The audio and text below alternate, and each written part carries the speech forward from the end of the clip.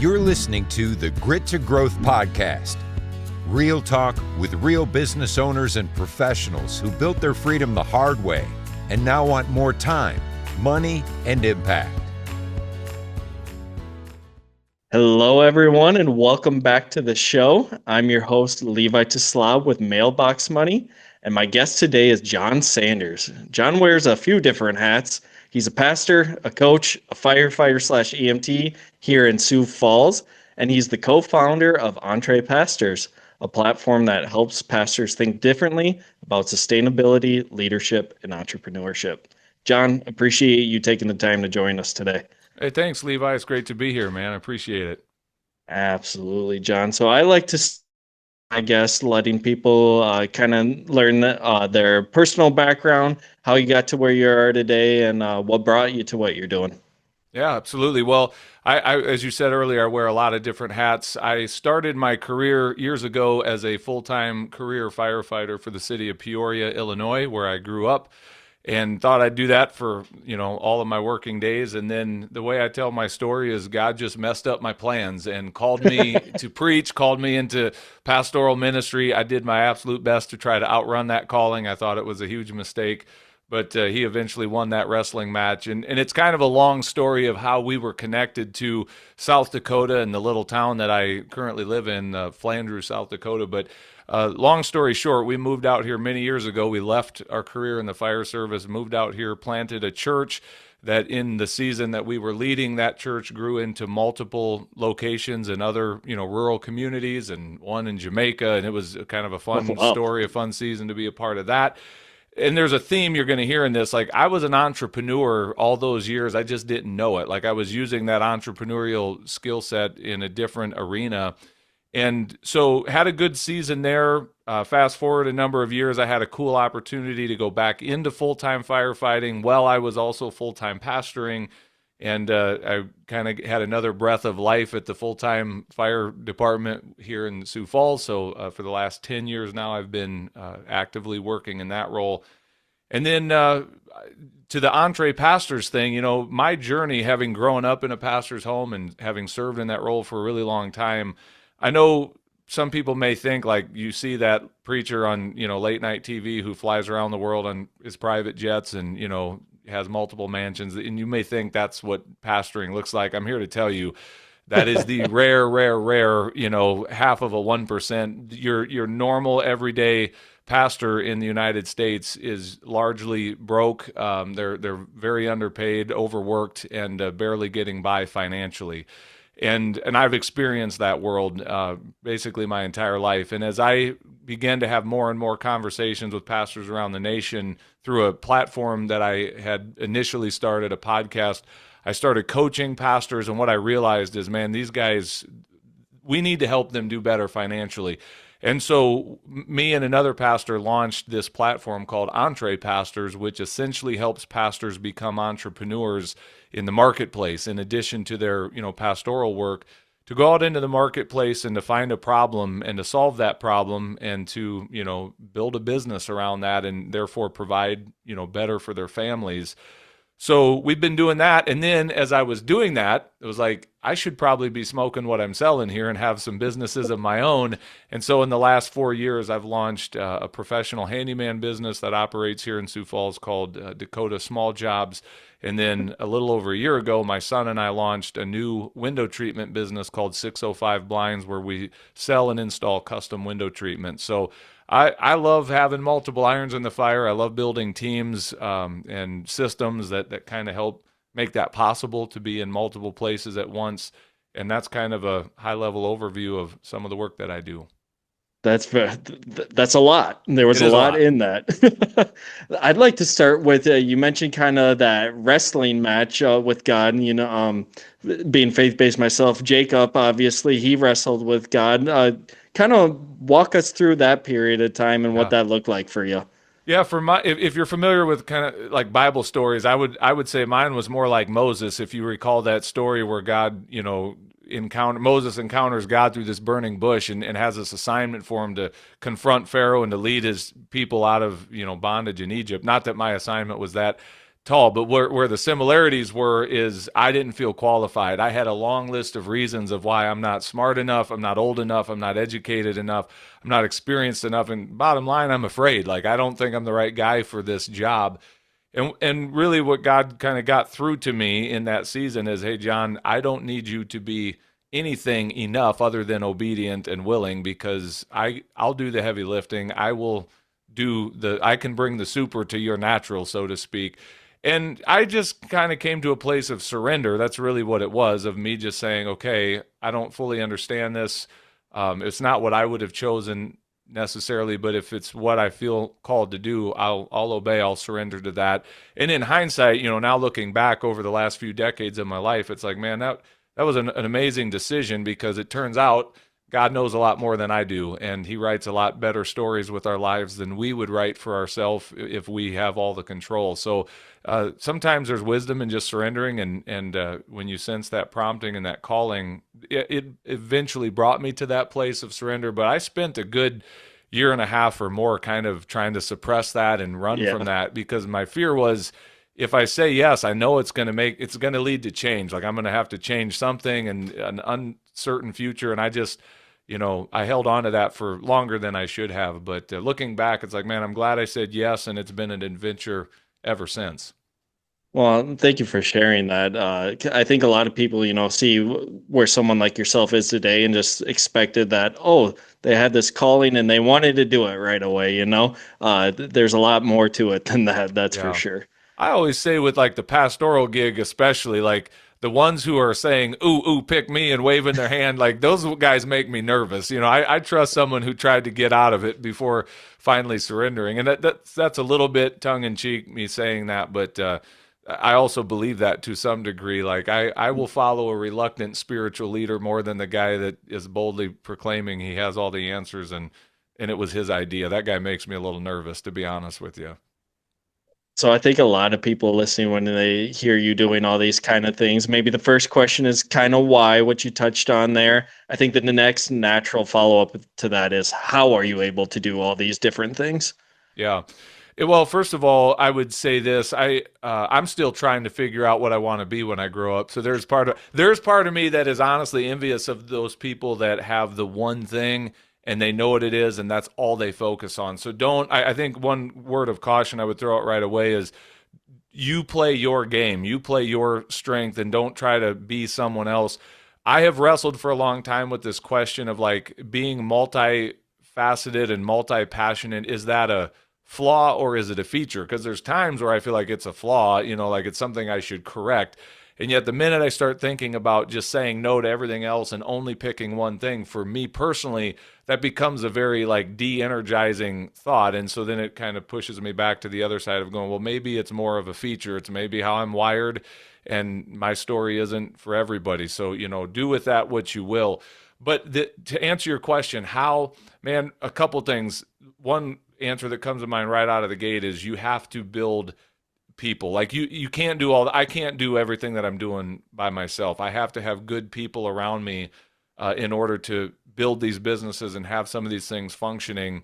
And also another thing I would add is, it really just comes down to what you say yes to. I watch almost zero TV, other than I love football, so I watch football sometimes in the football season. But like, I couldn't tell you what the hottest show is. I hang out with people that are like, did you see the latest season? They watched an entire season of a TV show last night. I'm like, no, I don't. I spend my time building the things I'm passionate about. I heard this said, and I don't want this to sound too heavy-handed, but one time I heard somebody saying, like, rather than you being so interested in the lives of other fictional characters and, TV or whatever, like, why don't you get interested in your own story? And that just resonated with me. Like, I'm busy building my own thing. Like, I don't have time to just invest in a lot of TV and movies and entertainment and that sort of thing. So that may sound really boring to some people, but it's like, I'm excited about the life that I'm building. So, you can tell it fires you up. Yeah, it's what you give your time to. And then in order to build anything of significance, it's probably going to require some more hands to be involved than just your own. That makes perfect sense. Along the lines of entree pastors, what is kind of the things you guys are doing with that business. I know, like, for example, a lot of pastors and church leaders, they feel tension when it comes to money and stuff like that. Is Yeah. that kind of what you guys are Yeah, focusing on? 100%. I guess our deliverable is that we help pastors launch businesses and figure out how to navigate being, having two things going at once. How do I lead a church and fulfill my calling and my sense of obligation in this one arena? And then with what's left and the bandwidth that I have, how do I go out in the marketplace and start a business? But it's so much more than just the money, the financial piece of it. Like that, we do want to deliver financial results for our clients, but before we ever get to that, to answer your question, so much of what we do with our audience is we have to work with mindset because, man, these pastors, I would contend, like people of faith in general, but pastors specifically, often struggle with a poverty mentality, like a scarcity mindset. And, a lot of guilt around, like, is it even okay for me to make more than $35,000 a year? Because my church tells me that's a full-time salary. So, like, I feel guilty for wanting more than that. So we have to really work with these pastors to help them realize, like, you're not doing anything wrong by wanting to provide for your family and take your family on a nice vacation every now and then and send your kids to college and buy a vehicle that's, less than 30 years old. Like, that's not wrong to want those things. And it's also, here's the thing, we could really nerd out and go deep into this, but I think it's really healthy, not only for pastors, but also for the churches that they lead, when those pastors are not fully dependent upon the church for their Yeah. financial provision. And I'm not saying there's anything wrong with that model, like immorally wrong. I'm just saying I think that model of kind of the full-time professional pastor as a career has created a lot of negative unintended consequences within the church, certainly for pastors and even for the church as a whole. And I'm seeing a shift happening where more and more pastors are finding ways to be bivocational and actually to feel good about it. I mean, the bivocational pastor is nothing new, but for many, many years, those pastors that have had to kind of work another job in addition to their pastoral thing have done so with a lot of guilt and a lot of like feelings of inferiority of like, man, if I were a quote real pastor, I could be able to just do this one thing. And this is just my opinion based on a lot of experience, certainly my own and that of many of the people that we've worked with. There's something very liberating about helping a pastor not be fully dependent financially upon a church for their paycheck. So that's a lot of what we help pastors do with that platform. Very good. Obviously, there's a lot to do in those steps to help them feel that way. But is there a particular, maybe Bible verse or something that you'd like to lean upon to show them that God does talk about finances quite a bit, actually, in the Bible? Yeah. I guess I wouldn't answer it with any one particular verse. I'll go broad with this one if you're asking for a scripture. Here's a question that we ask our pastors often in our coaching conversations with them is, what do you want? What do you want? And I challenge them to get really honest about that. And it's a very uncomfortable question oftentimes for them because, again, they feel like, is that even okay for me to answer that? Like, it's not supposed to matter what I want. But here's the verse that I'll take them to. Psalm 37:4 says, delight yourself in the Lord, and he will give you the desires of your heart. And what I want them to see in that is that God puts desires in our heart. And so it's really, I think, a healthy exercise for you to know what those desires of your heart are. And I think it gets back to that scarcity, kind of that poverty mentality that maybe it stems from some false humility of like saying, if I actually say out loud what I want, somehow that's not very spiritual. I think it's the most spiritual thing you can say is like, I I have come to realize there's some things in my heart that I want. And oftentimes, when I can recognize that it was my creator who put them there, if I lean into him and delight myself in him and surrender to him and follow him, he actually wants to lead me in a life that's going to bring me face to face with the very things that I want. So it's a clarity question of like, what do you want?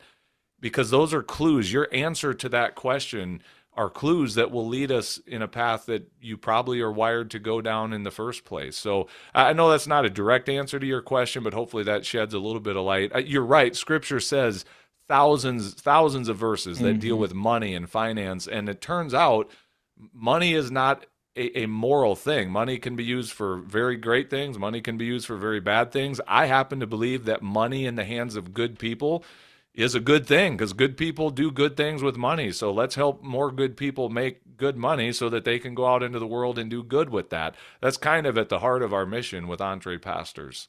That's a great mission. I love that. For those who are hearing that call and desire and kind of know, what are some good practical first steps that you would give that either a pastor or a leader that's listening to this? Yeah, we have a course, and I'd be happy to give this to anyone if they want to connect with me and reach out. It's a course, we call it a pastor's roadmap to financial freedom, and we use the acronym MAPS, M-A-P-S. There's 4 modules. The first one is dealing with mindset, and I've already talked a little bit about the importance of really just getting your mind squared away on how you think about this stuff. The second module is an assessment process where we help them kind of discover how they have been uniquely shaped by God, we believe, with spiritual gifts and certain abilities and talents and interests and personalities to help them understand who God made them to be. Then the next one is P. It's pathway. We expose them to different pathways. We don't have like a one-size-fits-all approach where we're trying to help every pastor launch this type of business. We kind of introduce them to some different pathways of like a service-based business or an information-based business as an example, and encourage them to consider which of these might be a good direction for you. And then the last module is really where a lot of individual coaching comes in, and that's strategy. Okay, now that you kind of have a pathway, what's the strategic next steps you need to take to actually launch this business and become profitable in it? So yeah, it's really kind of customized to each client as they're coming through this, because we don't have a end result that we're trying to deliver in terms of we want all pastors to be handyman business owners. That's not really what we're doing. It's more what would be a good business for you to go out and serve people and make money to provide well for your family. Along those lines, obviously you said there's could be any direction that they choose, but seeing that pastors generally are great speakers, comfortable in front of crowd, is there maybe some things that tend to show up more often than others? Yes, because of what you just said, what we find is that a lot of pastors are very comfortable with the idea of how can I take a skill set that I'm already using, speaking, writing, teaching, communicating, and that's very possible to build a business around that. The only challenge with that is a lot of times you have to first build your audience to then be able to sell to, for lack of a better word. And so we don't discourage pastors from leaning into that, but here's a bigger principle I'll share with you. And it gets back to kind of mindset. We hear from pastors that kind of have this mentality of like, man, I've been in ministry for 20 years or 30 years. Like, I don't know, I don't have any value to offer the marketplace. And it's like, pastor, nothing could be further from the truth. You have honed so many skills in your years leading as a pastor that are very transferable to the marketplace. We just have to help you see how to package those skills a little bit differently, how to think about them a little bit differently. And all of a sudden, your options in the marketplace expand, immensely. I personally have gotten very excited about home service businesses, and here's why. Unlike an information-based thing where I'm trying to, sell coaching or build a YouTube channel or a public speaking, business, all of those things are possible. But if you're willing, here's what I have found through doing 300 and some interviews of pastors that are successful in the marketplace with businesses, where we have found people that were willing to pick up a tool belt, a paintbrush, a pressure washer, a lawnmower, etc., and go out and provide a service. I noticed something very quickly. Those guys built businesses much faster than the ones that were trying to lean into, kind of their preaching and their writing and that sort of thing. Thought. Yes. Yeah. And what I've come to say is like, pastor, if you show up in that space with people skills that you've honed in years in ministry, and if you serve people well and do good work, you are never going to lack for work, because sadly, like in the trades and in the home service business, it's just so common for companies to completely ghost their customers, to not answer the phone when they call, to not show up when they say they're going to. It's like, pastor, you almost have an unfair advantage if you would see it that way and get out there and shepherd your customer, like pastor your customer, if you will. You won't be lacking for business because people will want to work with you. And there's already a market. Like right now, someone is going to Google asking who can fix my fence, who can paint my living room, who can whatever. There's a market already there. And so it takes a huge barrier away versus the guys that are like, well, I'm going to write a book and then I'm going to sell a coaching package around the book. Like, you can do that. It's just going to take time and some grind for you to build that audience and add value long enough for you to start seeing revenue come from that. Very cool. John, what's kind of on the horizon for maybe this next year, and then maybe even a deeper look into the future for you personally and your businesses? Yeah, I'll tell you what, from a business perspective, what I'm really excited about with both of our businesses this year, and at the time of this recording, we're brand new into 2026. We see a pathway to hit 7 figures very believably this year for both businesses, and that's pretty cool because the handyman thing started very part-time for me, and in the last year, last calendar year, I started to really scale that up with full-time employees, and we've got a great foundation built. And so now I'm looking at how do we scale that, and same with the blinds. Even though we've been in that even less time, we've kind of sped up our processes of building the foundation and building the team. And so we're excited to see where that goes. Beyond that, something that I'm personally have really been kind of turned on to here in recent years is this idea of, rather than starting a new business, just go buy one that's already been functioning for a while. And that's something I've been exploring and looking at. And so I would say that one of my goals in the years to come is to begin buying other businesses that maybe surround the home service space, and really just have a well-rounded portfolio of being able to serve customers regardless of what their need is, to say, yes, we've got a business for that. So that's kind of something that I'm thinking more and more about these days. Very cool. For those of the listening that would like to follow along on your journey or learn more from you or get some of your services, where would you send them, John? You bet. Since we've been talking a lot about EntrePastors, I'll just use that. If you want to send an email to John, and I spell my name Jon, there's no H in there, but just John at EntrePastors.com, or you can go to our website, which is EntrePastors.com, and connect with us through there. But I'm on social media. I'm not too hard to find, so feel free to reach out, and I'm always willing to jump on a call to answer any questions that you may have, or just encourage and support somebody that's trying to build something and that's meaningful. I like adding value where I can, and I'm happy to serve in any way that I can. I loved your message of helping good people get amplified with money to do more good things. I think that's a great message to have, and we appreciate that you're accomplishing those goals, John. Awesome. Well, thank you, Levi. It's been awesome hanging out with you, man. Yeah, we appreciate it, and we appreciate everyone for listening to the show. We'll see you guys all on the next one. Know someone with serious grit and a great growth story? Send them our way at grittogrowthpodcast.com/guest.